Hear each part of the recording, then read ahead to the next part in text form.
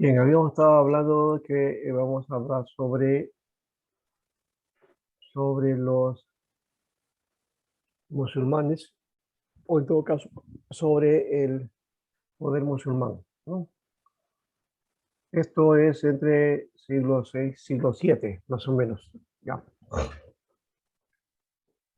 ya habíamos mencionado la cautividad babilónica, esto está arriba, ¿se ve? Eso es lo que va en el trabajo primero, este, de cómo se va desarrollando este asunto que fue la captura digamos, de los papas y también de la sede de Roma a Aviñón. ¿Ya? Y después de ese problema, bueno, ahora los papas ya no, todos quedan en Roma, ya no hay ninguna sede que haya cambiado. Hay una idea en algunos bueno, las cruzadas querían hacer justamente eso, de, de poner la sede de la iglesia en Jerusalén, pero eso es casi imposible. No se puede dar eso de esa manera. Además que históricamente, bueno, la de Roma, bueno, su sede pues está en Roma, pues en Italia, ¿no? Bien, vamos a ver entonces el levantamiento del poder musulmán, ¿no? Primero había que mencionar el hecho de que Mahoma fue el fundador de, del Islam, ¿no? Al principio del siglo VI. Ya, ya este es el que va eh, a trabajar, va a dominar, ¿no? Y va a tener dominio esta nueva religión, se va a extender en varios lugares y va a crecer de una manera y va a afectar a Europa también, de un modo. Y hoy día el Islam es una fuerza, digamos que es una de las, no sé si la segunda o tercera fuerza religiosa, ¿no? Primero es el cristianismo, después está el Islam, después está, bueno, el judaísmo en menor grado, ¿no? Pero está por ahí también, ¿no?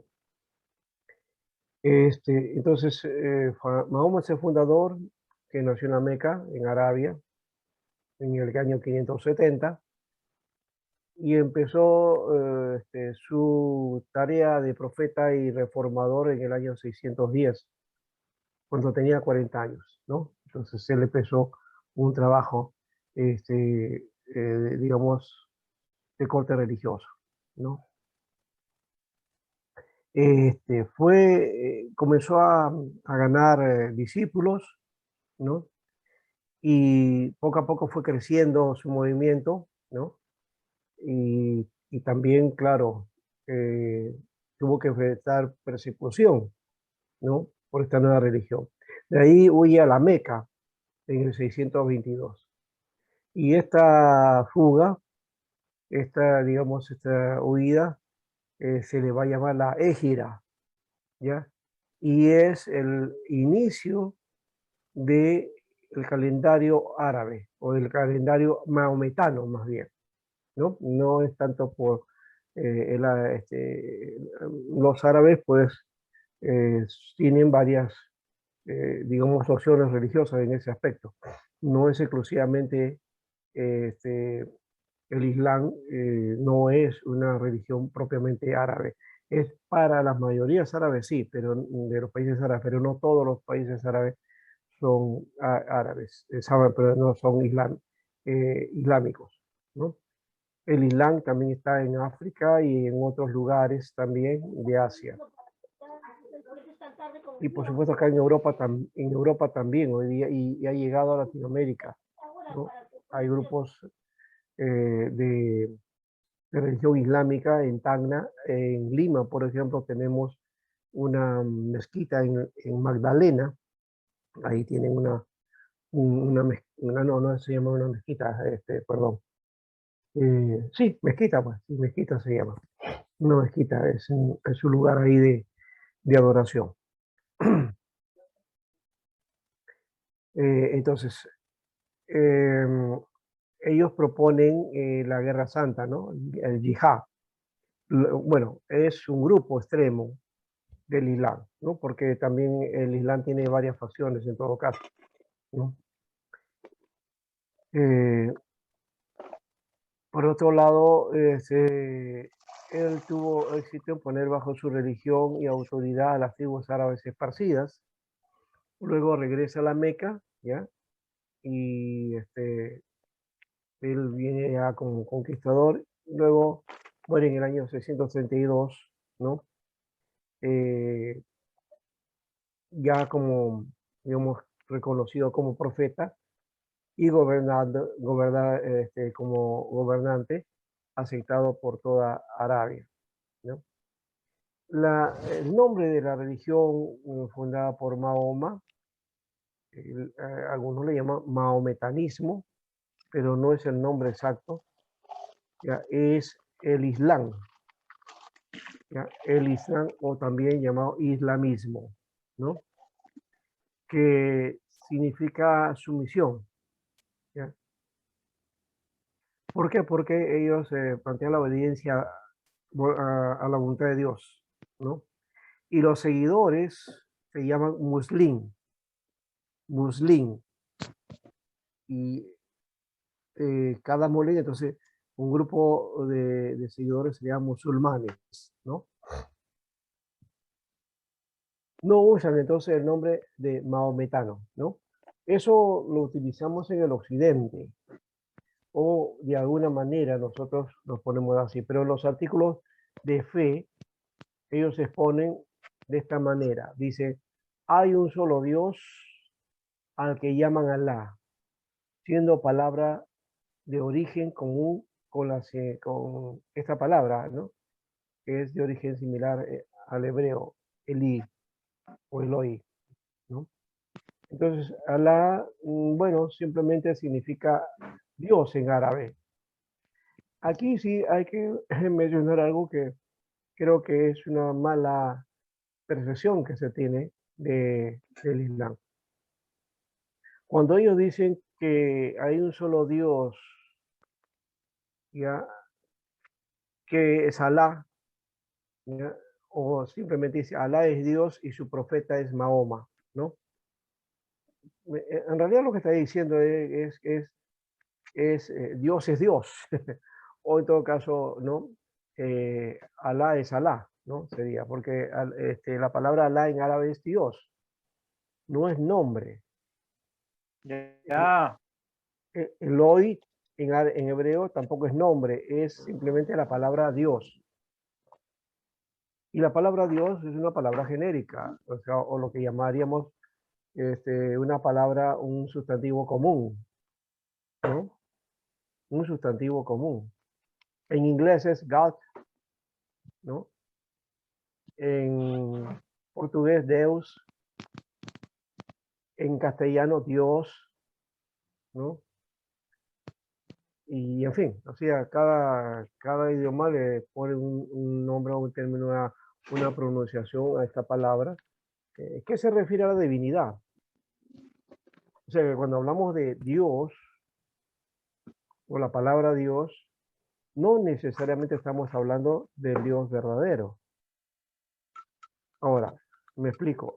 No estoy diciendo que hayan otros dioses, sino que gramaticalmente la palabra Dios pertenece a la naturaleza divina o a un ser divino.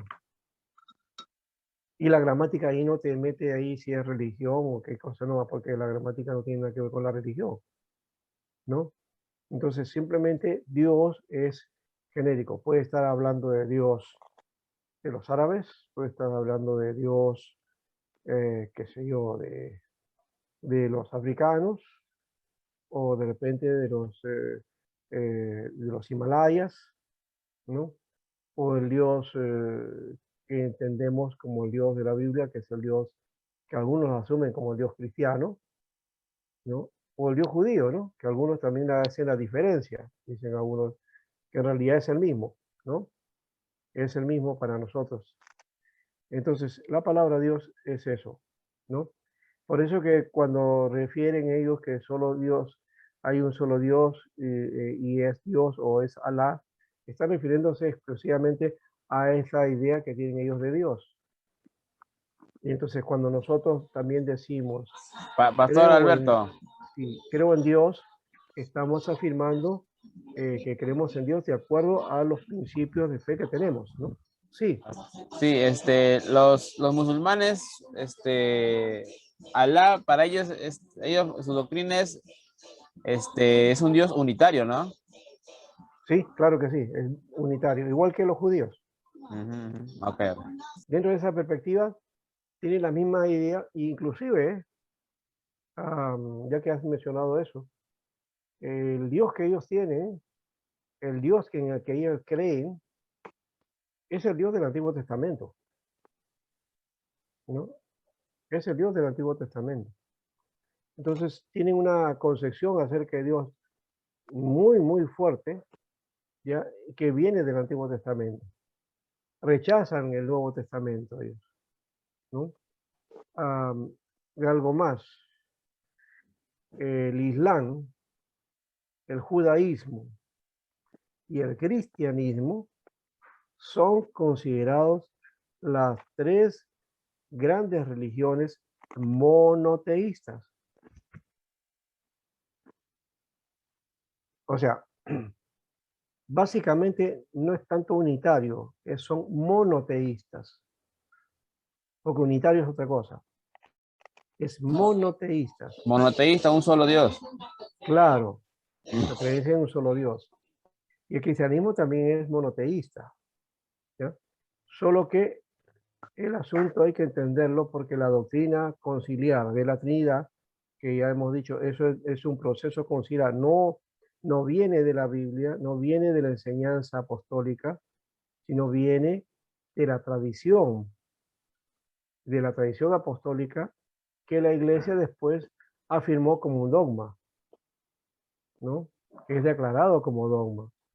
Y la Trinidad es un dogma de la iglesia que sale de los concilios, se afirma ahí. Entonces, por eso yo mencioné eso, que los concilios le dan la forma a la doctrina y al dogma de la iglesia, ¿no? De eso, bueno, había que asumir algunos elementos que nos permitan a nosotros tomar, ¿no es cierto?, eh, este, eh, la concepción real, ¿no?, de las cosas. Eh, Cuando hablamos de Dios, entonces, y de la doctrina y la enseñanza, hemos dicho, tenemos que remitirnos a la Biblia. ¿Qué dice la Biblia? Por eso que es uno de los elementos que la iglesia protestante afirma, ¿no? Que dice la Biblia. Y nosotros nos basamos en la Biblia y que a partir de ahí entonces asumimos lo doctrinal. La iglesia protestante y la iglesia evangélica casi ignora, la parte de la historia eclesiástica o de la parte de la patrística. Y muy pocos conocemos acerca de todo el proceso conciliar, ¿no? Yo lo tomo y lo marco, pero no es tampoco una cuestión que sea experto, no soy experto en eso, ¿ya? Soy inquieto nada más, pero en temas de la patrística hay que analizarlo detalle por detalle, los debates que ha habido, las pautas finales que se trabajaron, todos esos elementos había que tenerlos pues de una manera firme, ¿no? Eso muy pocos eh, han desarrollado esta parte de la patrística, ¿no? Inclusive entiendo que hay universidades bíblicas en Europa especialmente, donde te hacen especialidad sobre patrística, ¿no? En teología. Entonces, la patrística como una especialidad, que uno puede llegar a ser experto en patrística, ¿no? Como hay en otras áreas, bueno, puede ser uno experto en historia, experto en lingüística, experto en semiótica, en exégesis, en Biblia, en fin, en las áreas que hay. En un seminario lo único que da, claro, es para las herramientas que te permitan el desarrollo de una pastoral, ¿no? Entonces, para eso es el trabajo que hacemos aquí. Bien, entonces, siguiendo esa figura, tenemos nosotros acá que en cuanto a los eventos, los sucesos de la vida y de la humanidad, entonces ponen ellos que estos pueden ser malos o buenos y que han sido preordenados por Dios. Y en consecuencia, ¿no? En cada acto estamos llevando a cabo la voluntad de Dios. O sea que de alguna manera piensan que hay una especie, mira, si nosotros vemos la predestinación en cuanto a la salvación, ¿no? Ellos lo que hablan es de predestino, ¿ya? O predeterminismo. Todo está establecido ya, todo ocurre de acuerdo a Dios. Lo bueno y lo malo ocurre porque Dios lo permite, ¿no?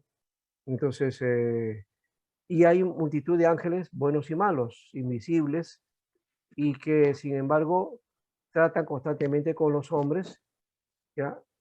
Y que están ahí guardando al hombre, ¿no?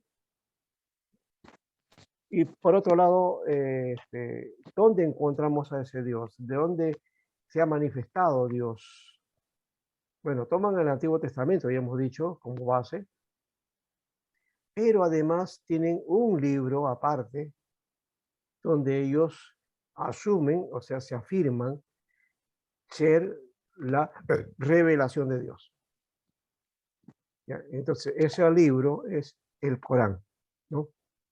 El Corán. Entonces, el Corán es la revelación de Dios para los musulmanes. Es una serie de mensajes comunicados a Mahoma por medio del ángel Gabriel, y a ustedes saben quién es Gabriel, ¿no? ¿Se acuerdan ustedes? A ver, ¿quién fue Gabriel? Para ver un poquito de... El ángel que anunció el nacimiento de Jesús a María, ¿no? Exacto, ¿no? Gabriel fue el ángel, el mensajero que anuncia el nacimiento de Jesús a María. Bien. Entonces él es el que revela, dice, aunque dice no fueron reunidos, sino hasta que después de la muerte del profeta que Dios le ha enviado profetas inspirados a los hombres. ¿Ah? Ya, hija. Y de los cuales, o sea, a ver, ¿quién se metió por ahí? Esa niña. Bien. Muy bien. Entonces, bueno, Mahoma entonces es reunido después de su muerte, ¿no? Con esos profetas inspirados por Dios, ¿no? Ya. Y de esos, él destaca que son 4, ¿no? Adán sería uno, Moisés el otro, Jesús y Mahoma. Eso es lo que enseña el Corán, ¿no? Entonces, pero Mahoma es superior a todos, ¿no? Está sobre todos los demás, inclusive Moisés, ¿no? Esa es la idea del Islam, ¿no? Entonces ellos dicen, sí, Jesús es profeta, pero Mahoma es superior, ¿no? Mahoma es superior. Entonces para ellos Mahoma está por encima de Jesús, ¿no? Como profeta es el profeta máximo, ¿ya? Por encima de Adán, por encima de Moisés y por encima de Jesús. Entonces, según este ángel le va indicando eso, ¿no? Los apóstoles cristianos y los santos que vivieron antes de Mahoma son reconocidos y adoptados como suyos, ¿ya? Y que en el más allá habrá una resurrección final el juicio y el cielo o el infierno para todo hombre. En cuanto a esto de los fieles cristianos, los santos, este, bueno, ellos tienen una cuestión aparte, porque Roma cuando surge, surge como una especie de, digamos, un mensaje que recibe de Dios de que la iglesia se había pervertido, que la iglesia se había salido del camino y se había vuelto incrédula, ¿no? Y en alguna manera se había vuelto infiel. Y así nos conocen de alguna manera los islámicos, los musulmanes dicen que a los cristianos le llaman infieles, infieles, ¿ya?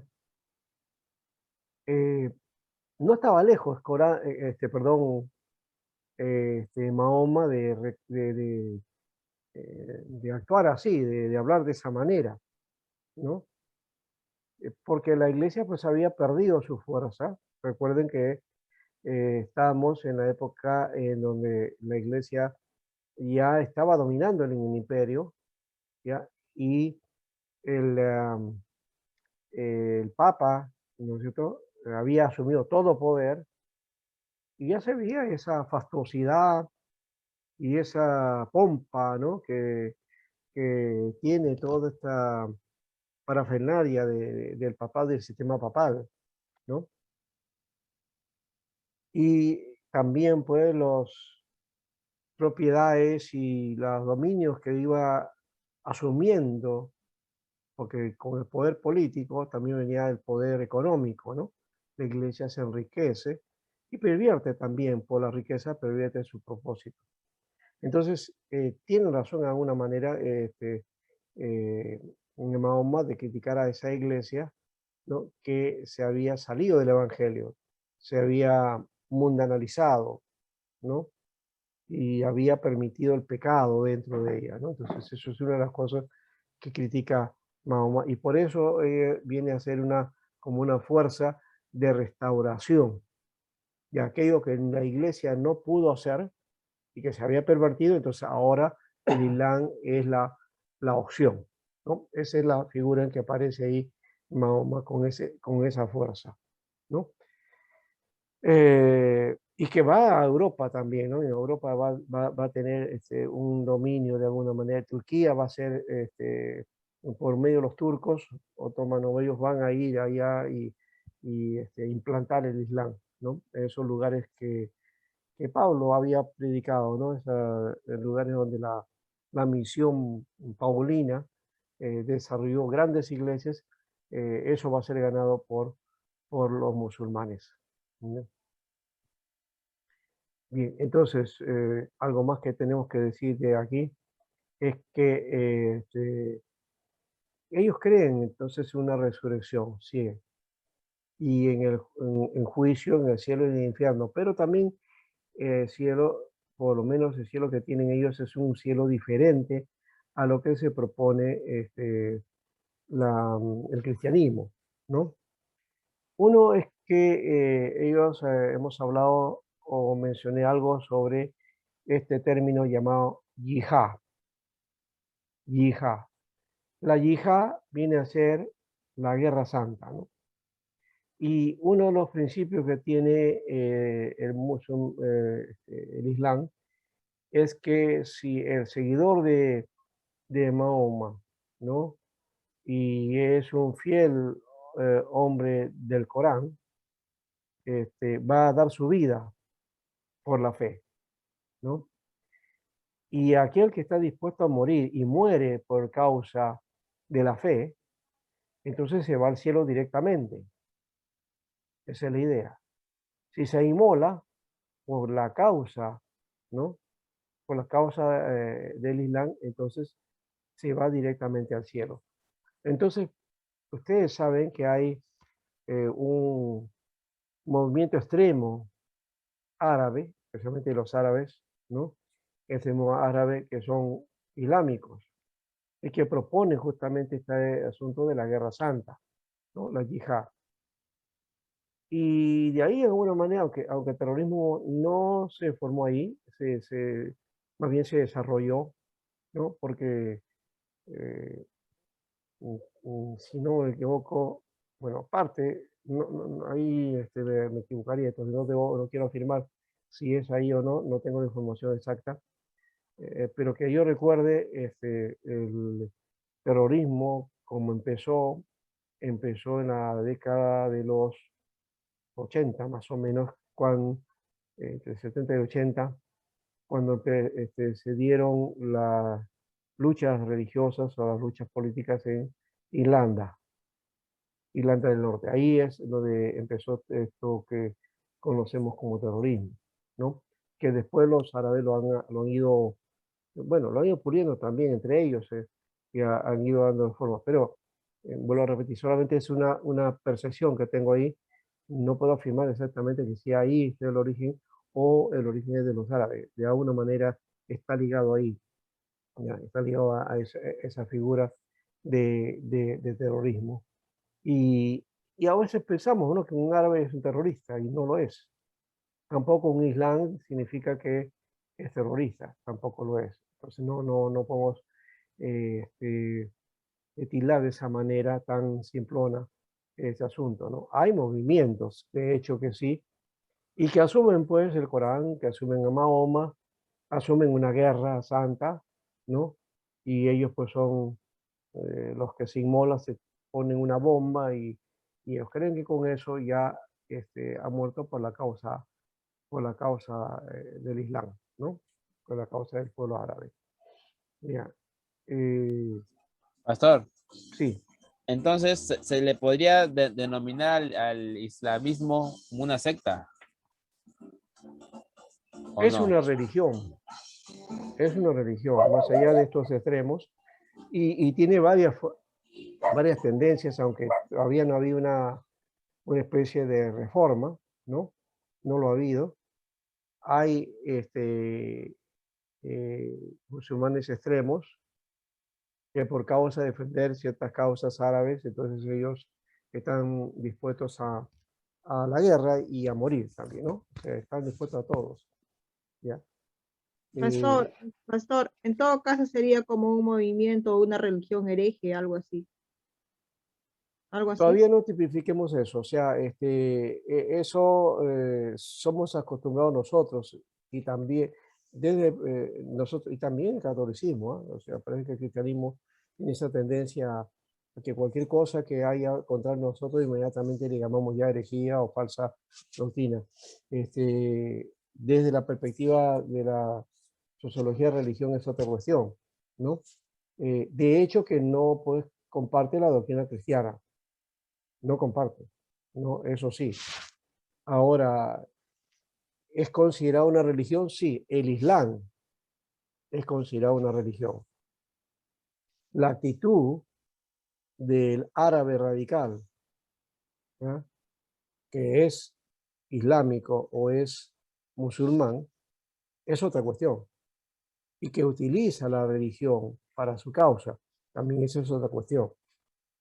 Porque sí hay gente musulmana que son pacíficas, y entre ellos son bien pacíficos, son bien amorosos y se ayudan entre uno de otros, ¿no? ¿Ya? Entonces, inclusive se comportan mejor que cristianos también, inclusive, ¿no? ¿Ya? Entonces, de esa perspectiva es un modelo de alguna manera, pero de hecho, pues tienen doctrinas que no corresponden, claro, a nuestra Biblia porque ellos no creen en el Nuevo Testamento, ¿ya? Se asumen el Corán, ¿no? Y en el Corán ahí habla de Jesús, creen en Jesús, ¿ya? Pero como profeta nada más. No creen que Jesús sea Dios. Entonces es otra considerado diferente, ¿ya?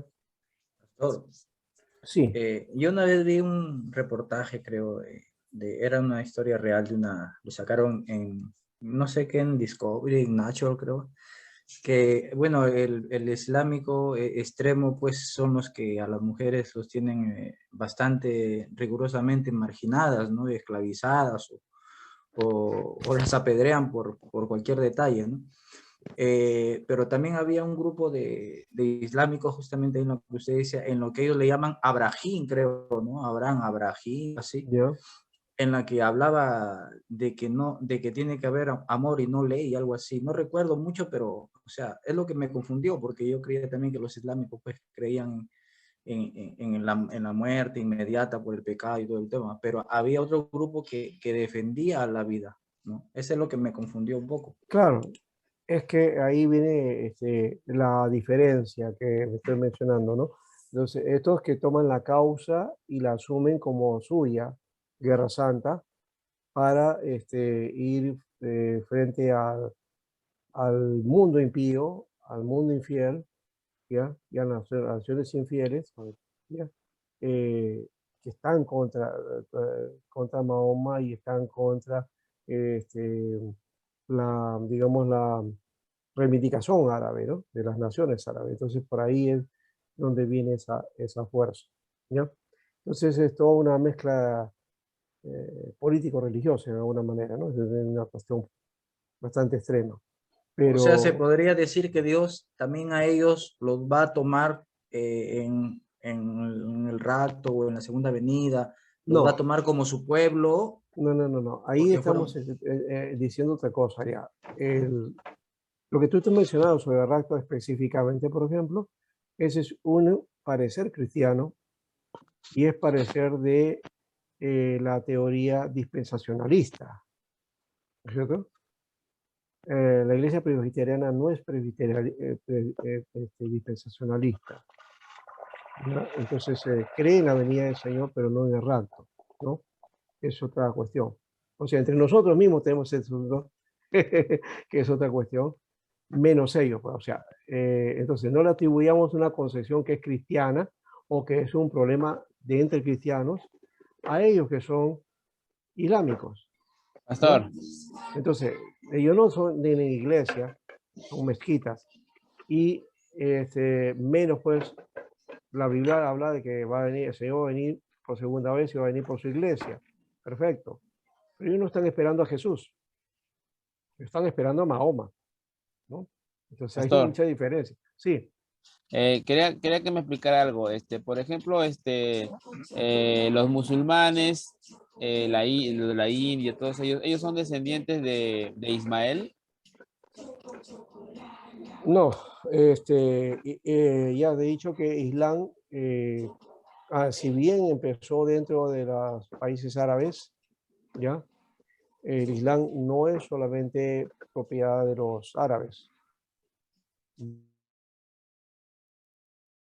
Están en otras partes de Asia, ahora están en Europa, están en Estados Unidos, están al sur nuestro, están en Perú, también hay muchos musulmanes, ¿no? Musulmanes, que no necesariamente van a ser árabes. Hay musulmanes, hay gente que asume el Islam y se hace musulmanes, que no son árabes. En Europa hay muchos, ¿no? En Francia Entonces, hay entonces muchos.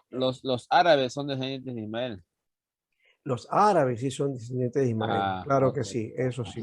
Ya, eso hay que aclararlo bien, porque un islámico o un musulmán no necesariamente es descendiente de Ismael, porque puede ser de otra nación, ¿ya? Ok, Pero pastor, sí gracias. los árabes son descendientes de Ismael, ¿no? Y hay árabes también, árabes cristianos, árabes judíos y árabes islámicos, ¿no? O sea, también hay esa mezcla, ¿no? Bueno, Pastor, sí, una consulta. El Corán, lo que o se representa para ellos como la Biblia, ¿no? Para los musulmanes. ya, Pero hay también, ¿cómo se llama? En varias, ¿no? Partes del Corán también hablan de Jesús. Está viendo un reportaje, ¿no? sí, Que en 5 oportunidades creo hablan de Jesús. sí, sí. Pero para ellos, ¿cómo se llama? Lo más importante es Mahoma, ¿no, pastor? Jesús Eso es lo que solamente es digo. como un profeta, ¿no? Es un profeta Para para ellos. ellos, claro, ¿no? Y bueno, tú lo has dicho, es como un profeta, pero es profeta para ellos, ¿no? Así como Jesús es el Señor nuestro y venimos a decir que es profeta, sí, Jesús es un profeta, ellos también lo ponen a Mahoma como profeta, pero como el más grande para ellos, ¿ya? Es el más grande. ¿No sería eso una herejía, digamos, o porque dice, es como Smith, ¿no? De los mormones, ellos ponen a su profeta antes que a Jesús. ¿No sería una secta, como dice el hermano Carlos? No, al revés, o sea, el mormón no es que no tome en cuenta a Jesús, sí, no, sí toma en cuenta a Jesús, Solo como un profeta. sino que el Jesús de los mormones, que según ellos es el Jesús de la Biblia, el Jesús que estuvo en América acá antes Smith. de, ¿no? Sí, Smith dice eso y está Smith. basado en su revelación del libro de Mormón, ¿ya? No niega a Jesús, más bien lo afirma. Por eso ellos se llaman la iglesia de Jesucristo de los santos de los últimos días. Ellos creen en Jesús, pero un Jesús que está a la medida de su libro, el Mormón. Entonces, desde esa perspectiva, no es Jesús, ¿no? Es otro Jesús, ¿no? Bueno, Sería en todo caso de Carlos Russell, de los Testigos de Jehová. ya, los testigos de Jehová también son otra corriente, ¿ya? Y nosotros los asumimos como secta, esos son sectas. Es Pero un tipo de el Islam cristiano, no es una secta, es una religión. claro, Es sería un una tipo de secta. religión. Que dentro del Islam haya grupos sectarios es otra cosa, ¿no? Lo que pasa es que como no creen lo mismo que nosotros, entonces decimos, ah, es una secta, ¿ya? Pero es igual que el judío, ¿no? Un judío no cree en Jesús, Pero ellos se han quedado anclados en el Antiguo Testamento, ¿no, pastor? se han quedado en eso, claro. Ellos creen en su Mesías, pero no toman el Nuevo Testamento como revelación. Para ellos eso es espurio y es falso, ¿no? Y Dios no se manifiesta en tres personas, sino Dios es uno. Son monoteístas y unitarios a ultranza, ¿no? Entonces el Dios del Taná, de la Torá, ¿no? La Torá es su base. Tienen razón en parte, de ese aspecto, ¿no? Lo demás es nuestro, pues, del cristianismo. Entonces no le asumamos nuestros valores, nuestras creencias, que son cristianas, no se le puede asumir al judío y tampoco se le puede asumir al Islam. El problema es que nosotros valoramos, a partir de nuestras creencias, valoramos lo demás y entonces decimos, ellos están equivocados. Y eso es lo que hacen ellos también igual. El A Islam dice lo nosotros nos mismo. considerarán El también así cristiano está mal, equivocados. claro. El judío ¿Ya? también, que cree, que sigue el judaísmo a pie firme, y los cristianos están mal. Entonces ahí va en base a cuestiones de religiosas, cada uno se va a negar y va a creer que la verdad la tiene uno. ¿De acuerdo? Entonces, eso es otra historia, pero en fin, con eso lo estoy diciendo de que no debemos valores a nuestra fe. Nuestra fe y la enseñanza al final, claro, En Cristo es lo que Jesús. nosotros hemos propuesto a partir de Jesús, que dice ser la verdad, ¿no? Él es el camino, la verdad y la vida. Yo soy la verdad y la vida. Él es la verdad, No por mí. ¿ya? Él es la verdad y lo asumimos como verdad, ¿ya? Pero estamos en la verdad, cada uno tendríamos que afirmarnos y examinarnos si estamos en la verdad. Pero lo que digamos nosotros y lo que vivamos es nuestra verdad, pero no es la verdad absoluta. La verdad absoluta es Jesucristo, ¿no es cierto? Y si tenemos a Jesús como verdad absoluta, estamos en la verdad, ¿correcto? Pero allá hay que ver así cuánto de nuestra práctica es verdadera, correcta, delante del Señor, ¿no? Ahí es donde viene la situación, ¿no? Entonces, Ahí. no es solamente tener la doctrina, no es solamente tener la fe, sino la práctica. Ahí es por eso es que el Islam criticó al cristianismo de su época y critica al cristianismo de ahora, ¿no? Porque el cristianismo también tiene elementos, o sea, había que denotar eso también, que si bien nosotros sublimizamos, sacralizamos mucho a la iglesia, ya la vemos muy ilusoria, muy encantada, pero en realidad en la práctica no estamos viviendo el cristianismo.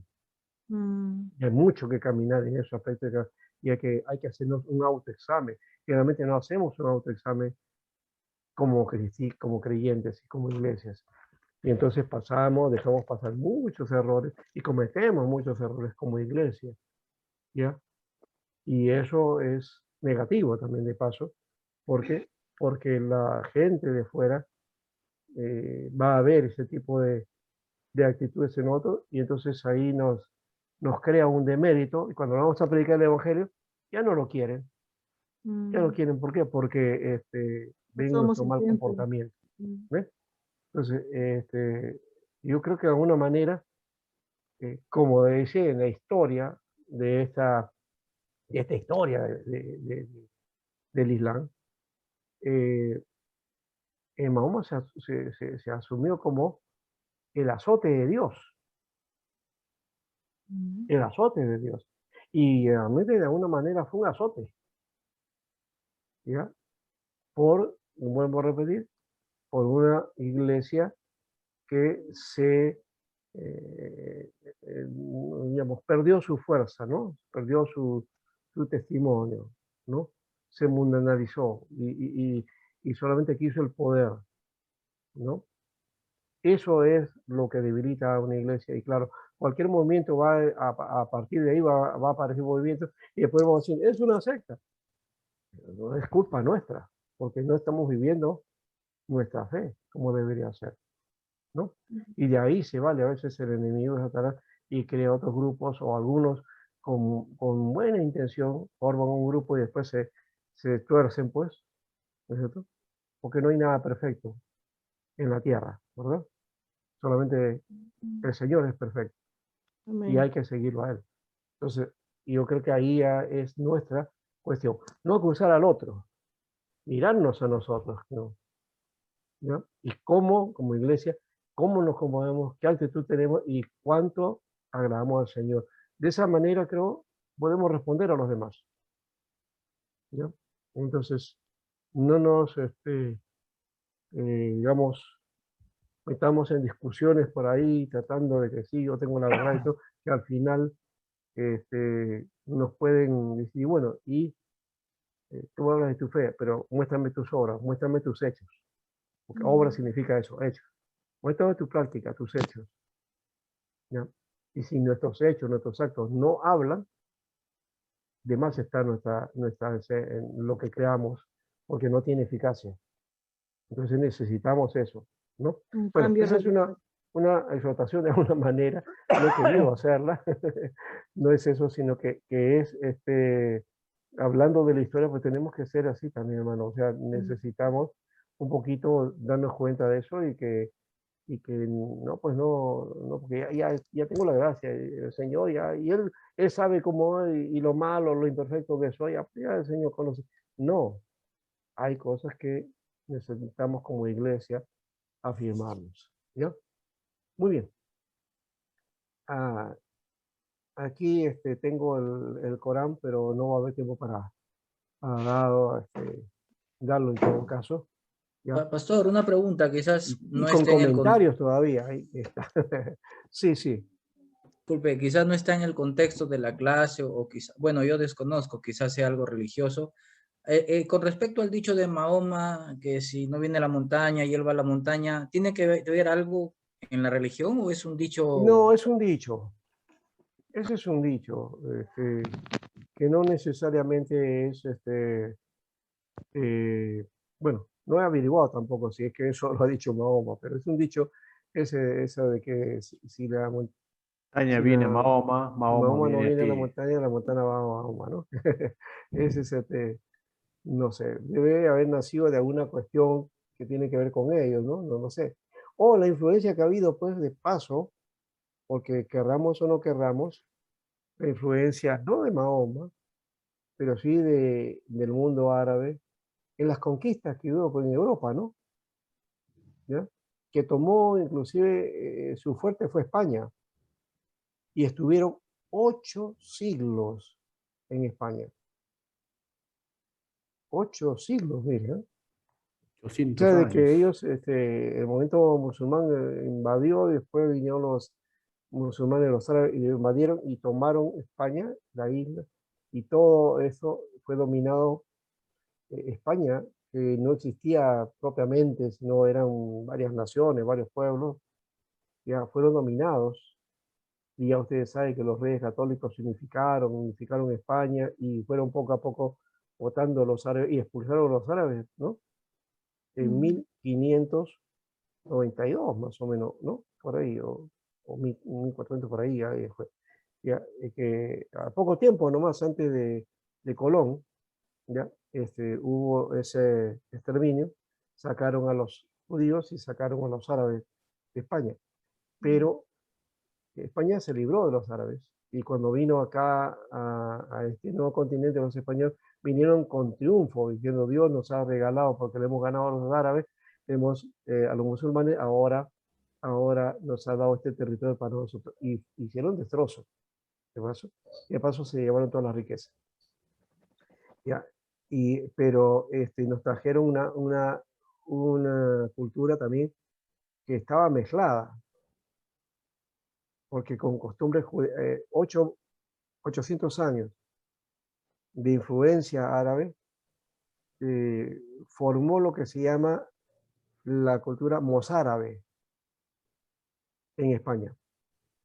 Y hay muchas cosas y costumbres que se pegaron en España, pero que son de origen árabe, inclusive en el idioma, ¿no? Hay muchas palabras árabes que son de uso español, ¿no?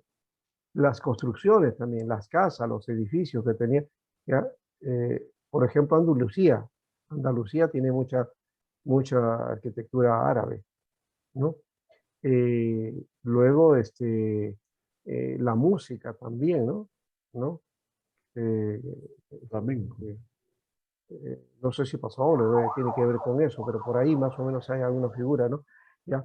En fin, en cuanto a palabras, nomás eso es lo que es interesante. Una, el árabe influenció o se metió en el castellano muchas palabras, cientos de palabras de origen árabe, ahora son parte del idioma castellano, ¿no? Por ejemplo, está la palabra aceite, aceituna, almohada, aguja, ojal,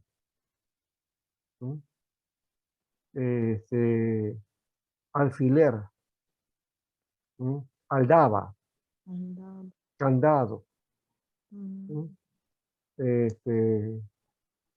celosía, en fin, hay una cantidad de arroz, por ejemplo, también, es de origen árabe la palabra. Y para dar un poquito, la palabra ojalá. Ojalá lo usamos en el castellano. ¿Y qué significa para nosotros ojalá? Podría ser algo. Podría ser, claro. Lo usamos como los americanos, los ingleses utilizan maybe, tal vez, quizás. Puede ser. Puede ser, maybe.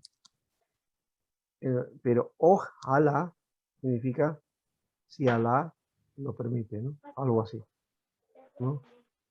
Si Alá lo permite, ya. O algo así como eso es. Entonces, de todas maneras, el asunto está en que hay palabras que han influenciado y se han metido a España por la influencia española, viene acá a estas tierras y luego el indígena comienza a hablar de castellano. El castellano no es originalmente nuestro idioma. Se ha hecho nuestro idioma materno porque hemos nacido con ese idioma, ¿no? Pero no es original de esta tierra, ¿no? Viene de los españoles, ¿no? Muy bien. Interesante. Ya, ahí dejamos ese aspecto, pero solamente un matiz, una miscelánea, en todo caso, ¿no? ¿Qué más tenemos aquí de la figura de Mahoma, ¿no? Al principio, Mahoma dependía de las influencias morales al predicar su evangelio, o sea, lo que predica, él vendría a ser un nuevo evangelio. pero también cambia sus métodos y se hizo guerrero, digamos, conduciendo a su grupo, ¿no es cierto? ¿Ya? Y conquistando a los incrédulos, ¿no? ¿Ya? La conquista era, hay que conquistar a los incrédulos, hay que llevar, ¿no? Su forma de evangelizar, su forma de predicar, es qué cosa, a la guerra, ¿no? A la guerra. ¿Ya? Entonces dice, te conviertes a nosotros, recibes la fe o te matamos, ¿no? Esa es una forma. Bueno, no está tan lejos lo que hicieron los españoles, ¿no? Los españoles a Atahualpa le hicieron que él se convirtiera, ¿no? Al final lo mataron.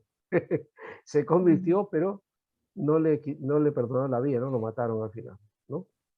Bien. Ahora, ¿qué más acá? Entonces,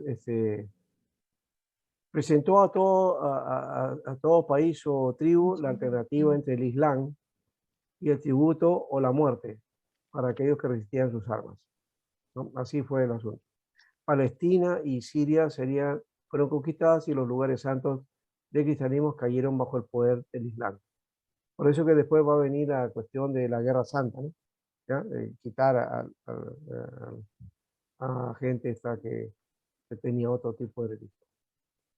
Provincia tras provincia, el Imperio Greco-Romano fue conquistado y pronto todo lo que quedó de la ciudad de Constantinopla, de modo que todos los países del cristianismo primitivo fueron hechos súbditos, ¿no?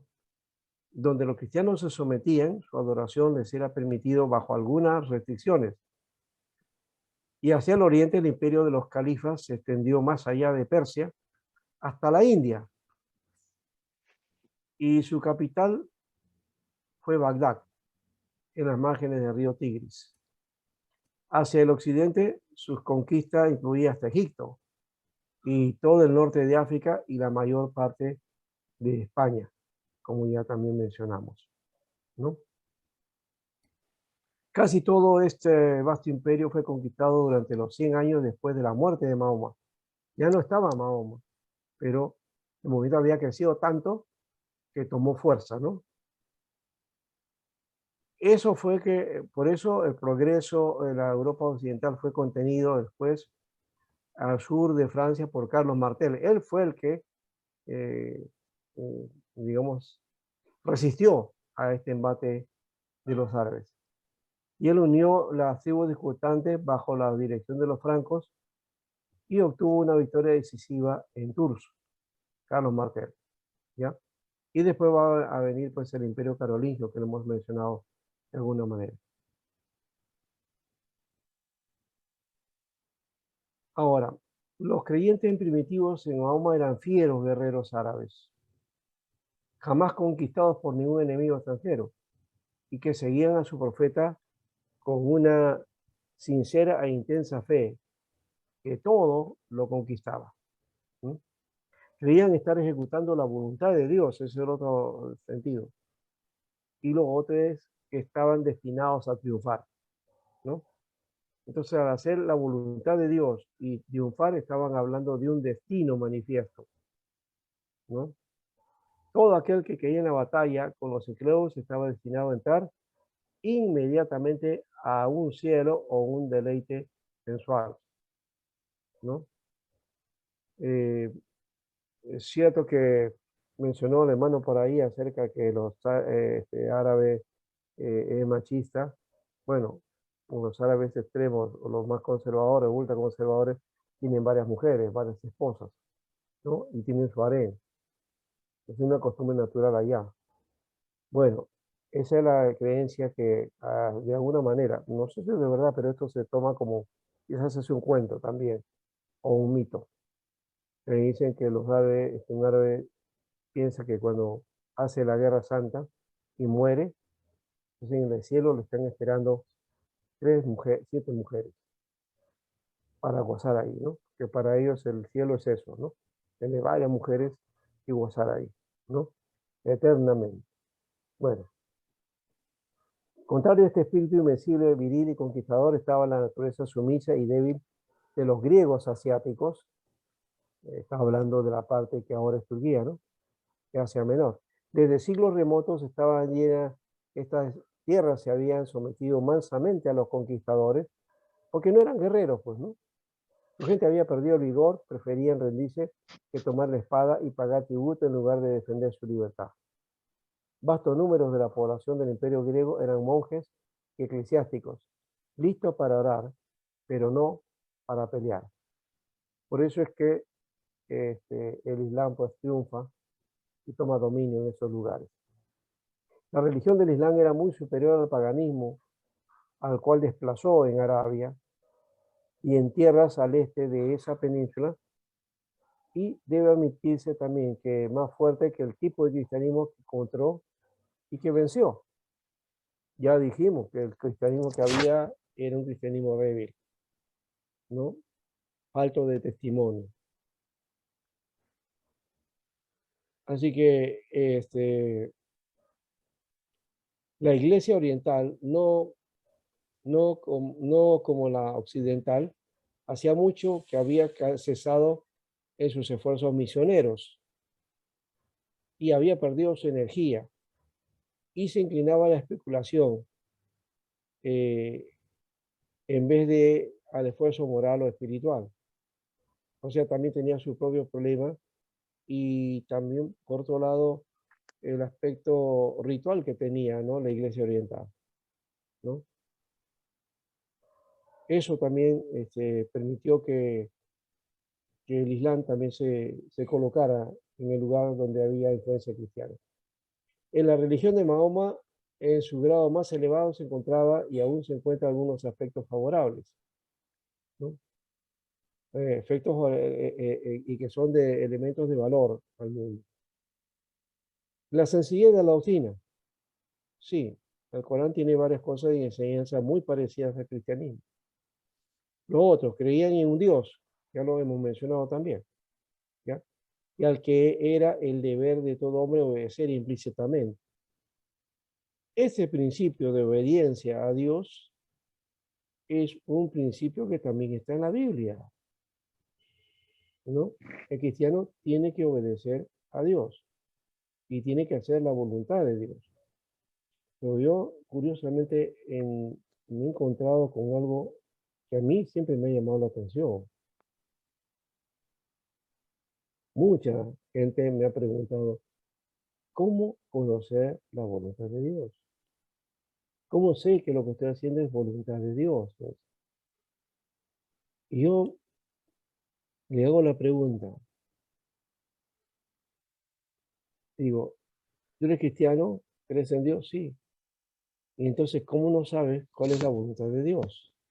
¿Crees en lo que está escrito en la Biblia es palabra de Dios? Sí. Entonces, ¿por qué estás buscando la voluntad de Dios cuando la voluntad de Dios está en su palabra?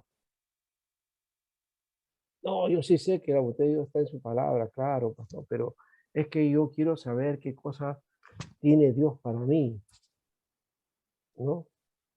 O sea, lo que me está queriendo decir es que quieren que le adivine con qué se va a casar, qué trabajo va a tener, qué profesión va a hacer, qué va a hacer el futuro. Eso no es así.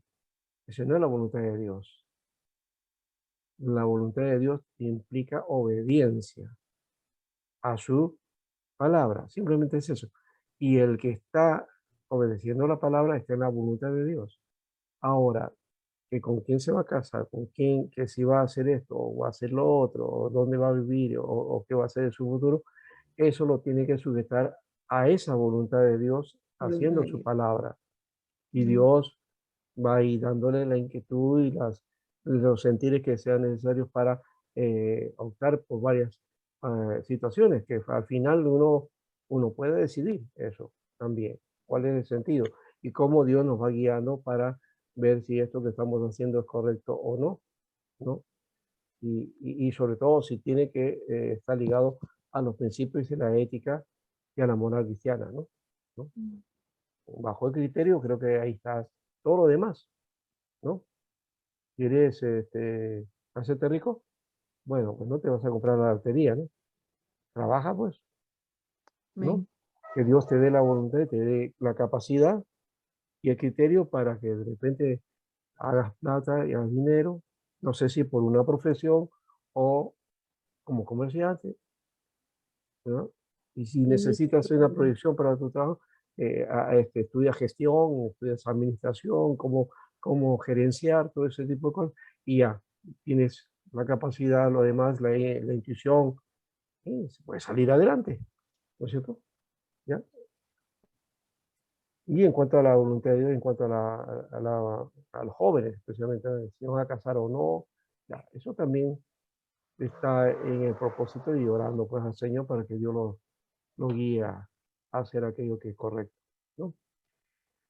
Bueno, pero no es tan fácil, ¿no es cierto? Eso es que se confunde la voluntad de Dios en qué cosa me va a ocurrir a mí, o qué es lo que Dios quiere que yo haga, que a veces perdemos el tiempo, muchas veces se pierde el joven, ¿viste? Perdiendo el tiempo buscando qué Dios quiere que haga, mientras está en ese momento sin hacer nada. Claro, tiene que estar haciendo ya algo, ¿no? O sea, porque Dios te va a llamar, pero haciendo algo, de todas maneras, ¿no?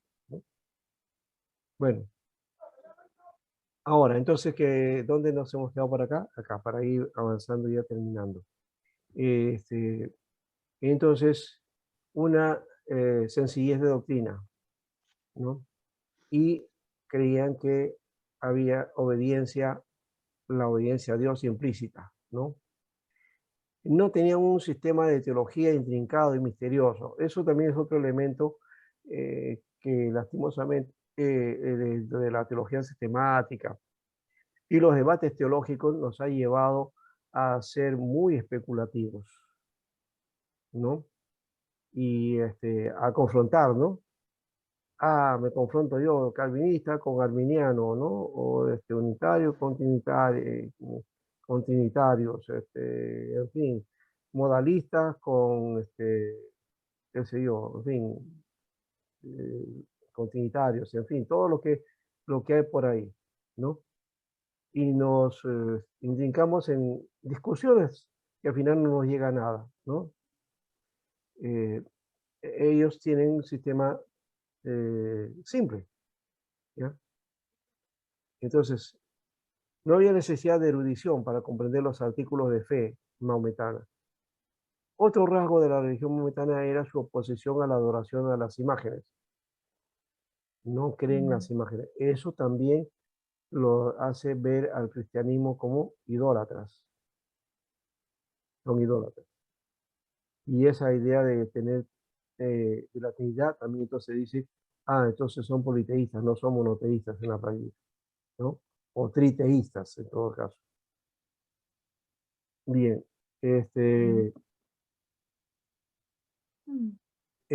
por todo el mundo cristiano, las estatuas de los dioses y dioses antiguos de Grecia, ¿ya?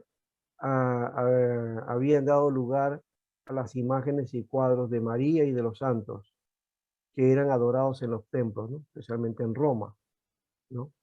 Por ese mismo lío también los ortodoxos se pelearon, ¿no? Y hubo lo que se llama el movimiento de iconoclastas, que literalmente significa los destructores de imágenes. Ahora la palabra iconoclasta es aquel que no está, destruye esa imagen que tenemos de las cosas, ¿no? ¿No? O del sistema.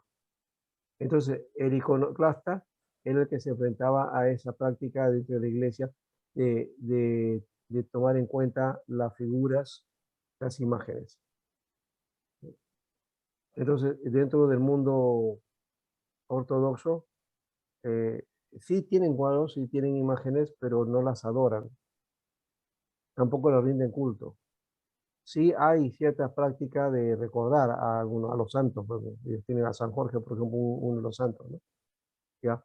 Pero no son básicamente como en la Iglesia Católica, ¿no? Que tienen una característica casi hasta divina, ¿no? Los musulmanes los lanzaron fuera, destruyeron y denunciaron la idolatría, ¿no? Como a la adoración de imágenes, ¿ya? Sean esculpidas o pintadas, entonces para ellos ser ídolos. Así que los cristianos que practicaban esto, a ellos le llamaban idólatras, ¿no? Ahora, en todo el mundo musulmán se encuentra la regla de abstinencia de bebidas embriagantes. Eso todavía se tiene como principio, pero no se pone en práctica universalmente. Cuando los musulmanes viven en contacto con los europeos, pues también toman igual, ¿no? Toman igual, no hay problema con eso, ¿no? En el periodo primitivo estaba dominado por los califas, así se le llamaba, ¿no? A estos personajes. Tanto la literatura como la ciencia adelantaron, de paso, eso sí es importante, ¿no? Culturalmente nos apoyaron, o sea, ya dije, la lengua o las palabras árabes que pasaron al castellano y posiblemente han pasado a otros idiomas también, ya. Pero también la literatura y la ciencia avanzaron. Y una de las cosas que nos trajeron los árabes, ¿saben qué cosa? Y que cambió también en esta época. ¿Saben ustedes que el latín era el idioma que dominaba en esa época? Y el latín tenía una forma de números que se conocían como números romanos. Cuando entran los árabes a Europa, nos traen la matemática, el álgebra, ¿no? La aritmética, todos los conocimientos de ese tipo, y con eso nos traen un instrumento que va a ser, nos va a servir a nosotros tanto que es de uso diario, nosotros que no nos damos cuenta que viene de allá, de ellos. Los números. Los números que utilizamos nosotros, ¿ya?, son números de origen árabe, por eso se llaman números arábigos. Los números comunes que usamos nosotros, esos se llaman números arábigos. 1, 2, 3, 4, 5, 6, hasta el 0. Y todo lo que no son números, ¿no? ¿Ya? Procede de los musulmanes, de los árabes. Trajeron la cultura árabe, ¿no? Entonces, en Europa se dejó de escribir porque los números llegaron a ser la base, ¿no?, para el comercio. Y de ahí desaparecen entonces los números romanos. Los números romanos van a ser quizás para los asuntos intelectuales, y por ahí se utiliza en tanto, ¿no? Pero los números arábicos, ellos son los que van a hacerse parte de nosotros, ¿no? Bueno, ahí encontramos un dato también importante. Sí, no solamente trajeron arte, música, en la cultura, la literatura. Ahí está, por ejemplo, el cuento de las 1001 noches, ¿se acuerdan? Ya, eso también lo trajeron ellos, ¿no? ¿No? Toda la aventura de esta famosa, ya me olvidé el nombre de esta chica que era la que contaba los cuentos, ya. Que inclusive han hecho una obra musical, bueno, que es clásico ahora, ¿no? Ya. Entonces, ahora, ¿qué más? Aquí encontramos entonces, Alibaba, pastor. no, también el cuento de Alibaba, Y los cuento 40 ladrones. claro, ese es el cuento de las 1001 noches, ¿ya? Ya, que viene de esta chica, no me he olvidado, pero que justamente es la que produjo también, eh, han inspirado en ella una obra musical, ¿no? Ya me acordaré por ahí en un momento. Ya, ahí está, bueno, la numeración arábica, ¿ves? ¿Ya? Que fue en adelanto con respecto al sistema romano de numeración por medio de letras. En el campo de la astronomía dieron a conocer una de las primeras clasificaciones de las estrellas.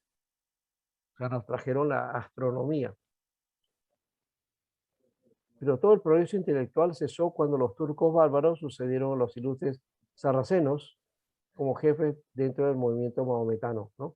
Porque fueron los árabes sarracenos los que trajeron esta cultura, ¿no? Los bárbaros turcos no tenían esto, ¿ya? Y también los maometanos fallaron y sus males también han sido criticados, así que hay algunos detalles aquí para ir terminando. Su primer mal a la humanidad fue su método, fue su misionero por medio de la espada, promoviendo entre los hombres el odio en lugar del amor. Bueno, no está lejos, parece que los españoles aprendieron de los árabes, por eso cuando trajeron acá, vinieron acá, impusieron la religión por la espada, ¿no? Por un lado tenía la Biblia, pero por otro lado tenía la espada, ¿no? Así evangelizaron aquí en este continente. No vinieron con amor, ¿no? E inclusive hasta llegaron a decir que el indio no tenía alma, no tenía valor, no es un ser humano, así que no necesita ser evangelizado, ¿no? Necesita ser dominado. Esa fue la idea que tiene, y creo que parece que esa idea todavía pulula en nuestras sociedades, ¿no? Que ve al indígena o al que está en el mundo andino como una persona de nivel menor o que no es persona, ¿no? En el antiguo concepto islámico, el Estado y la Iglesia era absolutamente uno y se esperaba que el gobierno emplease su poder hasta donde fuera posible para el adelanto de la verdadera religión y supresión de la falsa, ¿no? Eso quiere decir atacar este movimiento. El concepto maometano de Dios se basa más bien en el Antiguo Testamento, ¿ya? Y para la mentalidad árabe, Dios es un déspota oriental implacable y terrible, sin amor para la humanidad, ¿ya? Eh, fuera de los seguidores del profeta. A los seguidores de Mahoma, es decir, a todo musulmán, entonces Dios sí lo acoge y lo ama, ¿no? Ahí derrama su amor. Pero al pagano, no. Al infiel, nada que ver, ¿no? Esa es una diferencia con el cristianismo, porque el cristianismo habla de qué? El amor al prójimo, sin diferencia, si que es creyente o no es creyente, infiel, pagano, pecador, terrible, no importa, hay que amarlo, ¿no es cierto? 4. El islamismo prácticamente deja a Cristo fuera de su sistema y lo pone como inferior a Mahoma. Eso también es verdad, ya lo mencionamos, ¿no? El concepto del cielo, la morada de los bienaventurados en la vida venidera, es totalmente falto de espiritualidad y enteramente sensual, ¿no? Ya lo mencionamos también con este aspecto. O sea, el cielo para ellos es diversión, ¿no? Disfrute, ¿no? Una de las características más relajantes de la religión maometana es la degradación de la mujer, ¿no? Las mujeres eran consideradas como meras esclavas o juguetes del hombre, ¿no? La Turquía moderna ha remediado esta condición y en 1930 se les dio a las mujeres el derecho de votar y de ser electas en las elecciones municipales. Pero fuera de Turquía, el mundo maometano o musulmán tiene a la mujer en poca estima. También está en la República Árabe Unida y en Egipto también. Hay oportunidad, creo que hay algunas naciones, sí, que son muy fuertes y todavía la mujer está sometida, ¿no? Sometida al varón y tiene que usar la burka, ¿no? Y solamente los ojos, ¿no? Los ojos se le ven. Es muy parecido a lo que hubo acá en el virreinato, que se le llamaba las tapadas, ¿no?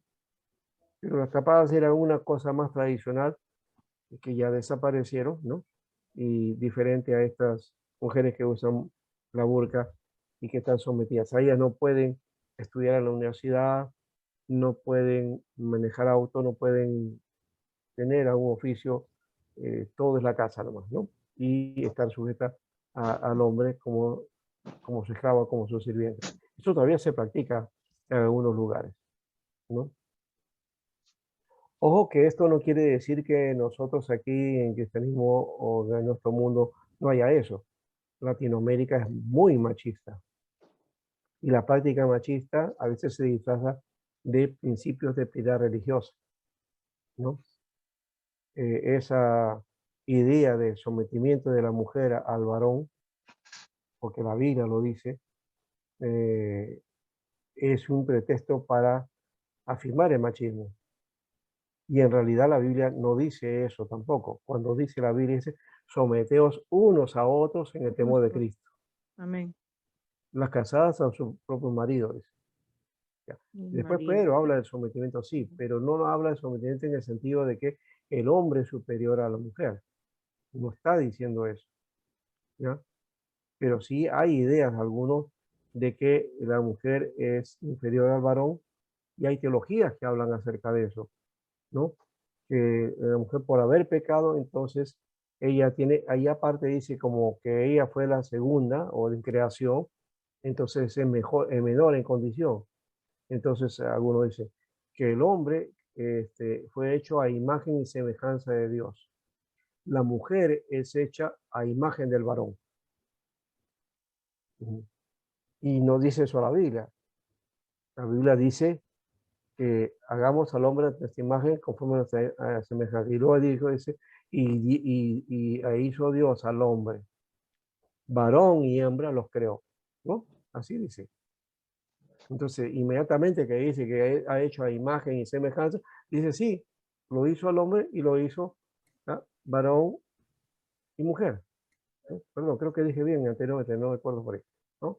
Varón y hembra, sí, varón y hembra, o varón y mujer, claro, eso es lo que dice la Biblia ahí. Varón y hembra. Dice. Sí, sí, así es. No, entonces es lo que está en la Biblia. Entonces, ¿qué quiere decir? Que les da la misma condición, ¿no? Bueno, ¿qué más tenemos acá? En el terreno de historia y la política, quizás el fracaso más marcado es de no haber podido establecer un gobierno sabio y justo en sus territorios. Los países islamistas eran los de que peor gobernaban el mundo, o conquistaron varios imperios, pero no sabían gobernarlos y menos le traían la prosperidad. Es por la forma de dominio, ¿no?, que tenían ellos y los que luego tomaban el poder. Lo que sí les ha llevado a los árabes a destacar, y creo que sí, y no es tanto esa verdad de que no han prosperado, es que hay muchas naciones árabes prósperas. Y una de las cosas que han dejado, y creo que no sé cuál es un país que tiene el edificio más alto del mundo, ¿no? Que está en una isla inclusive, ¿no? Es fabuloso que pasar una noche en ese hotel cuesta $5.000. 5.000, ¿quién se atreve a gastar $5.000? No, no la tenemos, ni eso creo que para muchos es, creo que el trabajo de 2, 3 años, ¿no? Bueno, en todo caso, ahí hay riqueza, sí, el petróleo que tienes, ¿no?, en sus territorios es muy grande y es muy apreciado, y por eso eso es que crea conflictos también, ¿no? Y ha hecho que se haya invadido a muchas naciones árabes, ¿no?, por el petróleo que después se lo ha llevado, entran otros ahí a explotar ese petróleo, ¿no? Pero hay mucha riqueza. Muchas naciones árabes se han vuelto ricos. Hay jeques árabes que son recontra millonarios, ¿no? Y se hacen ese lujo, pues, de crear hoteles, pues, a todo lujo, ¿no? 7 estrellas. 7, 5 era, y más que 5 estrellas. 7 estrellas, pastor. 7, ¿ves? Ya. Muy bien, entonces eso es más o menos lo que hemos entrado. Vamos a hablar entonces la próxima sobre el Santo Imperio Romano y las cruzadas también, ¿ya? Ahí vamos a ir avanzando con eso.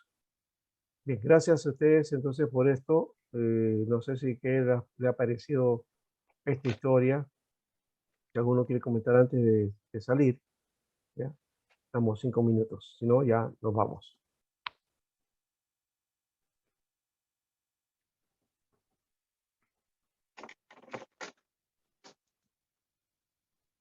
Creo que nos ha quedado claro, pastor, de que es un tipo de religión.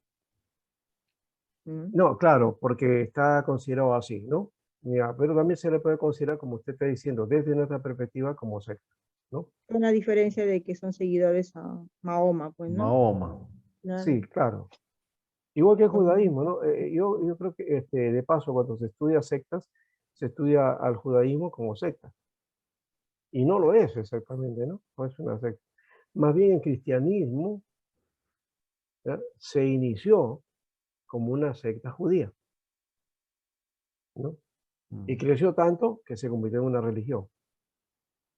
Cuando un grupo, una secta, crece ya y tiene una doctrina y tiene una institución, ya, ya se convierte en una religión, ¿no? Entonces, por eso es que el Islam es una religión, el judaísmo es una religión, el cristianismo es una religión, el budismo es una religión, ¿no? Y, y también, como diríamos, en la India hay varias religiones, pero uno de ellas es el hinduismo, ¿no? También como religión, ¿no? Mm. Que no son pequeñas, o sea, los que son grupos, que hay dentro de ellos, hay sectas, pequeñas sectas, grupos, ya es otra cuestión, ¿no? Muy bien. ¿Alguien creo que había escrito acá? No.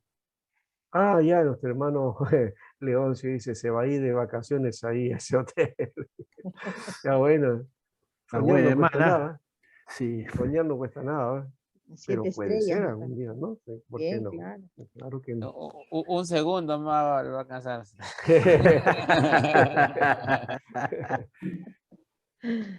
No, pero hay cosas que a veces suceden y sueños que uno, y después se hacen realidad. ¿Quién sabe? Por eso digo, ¿quién sabe? No podemos decir nada, ¿no? Hermano César va a ir de vacaciones. Muy bien, nos quedamos aquí entonces, ¿ya? Pastor Luis, Y, sí, Pastor Alberto, es interesante lo que tú nos acabas de hablar sobre el tema de los maomitas, de los árabes, y más que todo lo que ahorita está sucediendo en el mundo, ¿no? Eso todavía nunca acaba, ¿no? Porque todavía siguen las mujeres maltratadas, ¿no? En la parte así, a donde está Afganistán, parece, ¿no? sí, eso hay, todavía hay esos lugares. Actualmente. Y la mujer es Actualmente, claro que sí. sexualizada, dice, ¿no? Es más fuerte porque es más visible. En Pues, nuestras sociedades aparentemente no, no se hace visible eso, pero se vive así. Hay realidad, en nuestra realidad también. Entonces hay un machismo muy fuerte en Latinoamérica. O sea, el hombre No, prevaleciendo tiene sobre la sus mujer. raíces de ahí, pastor. Claro. Esos varones que se quieren asemejar a los Hermano musulmanes Carlos. tienen sus raíces. De Hermano ahí, no Carlos. le digas, los pues, no le mires, no le maomitas. mires. No sé, ahora Pasando depende, pasar la como está clase. mencionando eso entre juego y juego, no sé si los españoles trajeron eso por costumbre de los árabes, por la cultura que ya dijimos que dominó 8 siglos, y lo trajeron acá también, ¿no? Pero no sé, pero me parece que esa figura del machismo, el dominio del hombre sobre la mujer, se da en varias culturas, se da, no es exclusivo solamente de los árabes. Si bien ahí es fuerte, es bastante conservador, claro, ¿ya? Pero también se da en otras culturas, ¿no? Muy bien. Vamos, bien. Gracias, hermano. Ahora sí creo que ya nos vamos viendo. ¿Te dejo trabajo o no? No, La semana que viene, pastor. Para la próxima semana. Ya. Jugar. Entonces hago un cambio. Entonces, para la próxima semana hacemos una Sí. cosa. Les doy a ustedes el trabajo, ¿ya? Y lo hacen aquí en clase, ¿ya? pastor, yo le hice el trabajo de las cruzadas, pastor. Le envié Ah, ya al... hiciste la cruzada, ya. Sí, Ah, ya está bueno, entonces. Lo puedes poner entonces. claro, ¿por qué no? Siguiente ¿Ya? clase. Ya, estaría bien. Ya. Entonces hace la exposición de trabajito, ¿ya? Queríamos Y, exponer. y trabajamos entonces en conjunto todos, ¿ya? Muy bien. Ahora sí está la próxima semana. Dios les bendiga. Dios le bendiga, pastor. Hasta la próxima Hasta la semana. Nos próxima. Ya. vemos, Dios le bendiga, estimados pastor. Nos vemos compañeritos. a Mahoma.